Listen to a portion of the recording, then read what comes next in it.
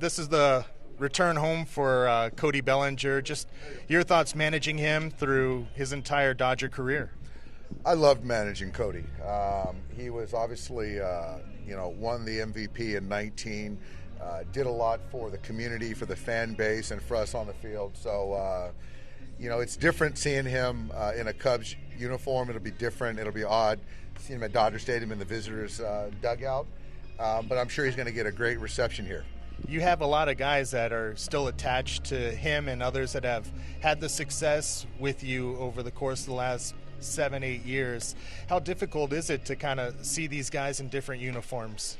It's kind of the the life we've chosen, where you invest so much time in the players and the people, and most of the time you see them move on.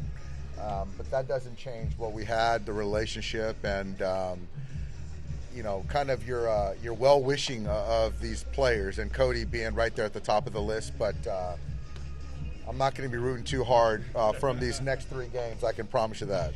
Skipper, you think there'll be a little bit of teasing when he's at the plate from the dugout here?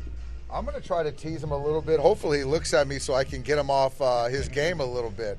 So if I can distract him in any way possible, I'm going to do it. I don't think he'll take my bait, but to give Noah a chance tonight to get him off his game, I'm going to try. Why didn't it work with Kobe here? I think if you're looking at, the whole body of work, I think that he was a heck of a ball player. Why he wasn't an MVP and All-Star every year, because it's hard. Why wasn't he as consistent as he would have liked, we would have liked? I think the injury had something to do with it. And I don't have, that's why it's so difficult. There's no one answer. I think Cody's got to take some responsibility for it. I think us as coaches have to take responsibility for it.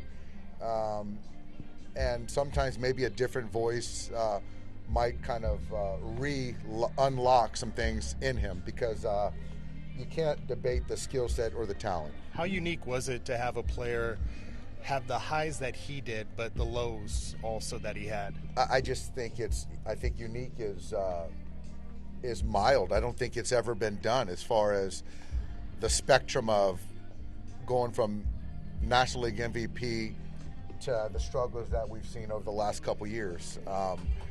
But he performed in the postseason for us, and it's one of those things that you kind of hope he was going to be a Dodger for the entirety of his career, but it just wasn't to be. And like I said, I think he landed in a good spot, and he's going to help that ball club. I'm sure you have developed a tough skin as a player and as a manager of guys coming and going. Was his departure one of the tougher ones for you, though? Yeah, I think so. I think that because I think we were together for so long, and having a lot of conversations, beyond baseball, and to see how he impacted our fan base. So to see that come to an end, I think was difficult for me and for everyone. But I think if you can look at the landing spot where he's at, I think he's happy there, and I think he's going to thrive. From the mental, emotional standpoint, back to your playing days, when you changed uniforms and came back to where you used to play, what do you remember about some of those challenges? I think the one thing is that you want to get confirmation on how you're going to be received. I think there's always a little bit of that, like, how am I going to be received from the fans? But I think it's going to be an easy ovation, and that's what's going to be good for Cody. Then you sort of want a competitor comes in, and you want to show that your old organization that, that they might have made a mistake. And that's how it should be. And so that's kind of what competitors do. Dave, you talked a bit about the confidence that he's had since joining the Cubs. How much did you see his confidence really waver, though, toward the end? A lot. I can't even begin to appreciate what it's like to be that caliber of player, and then to have to try to realize those expectations on a night-to-night, year-to-year basis. And so I do think that, getting from under that allowed him to catch his breath a little bit and start anew. Syndergaard tonight, What are you looking for him compared to his last start? What does he need to do better tonight? I think just do more of what he did his first start. That's filled the zone up. I think his last turn, he was just behind a lot of arm side miss.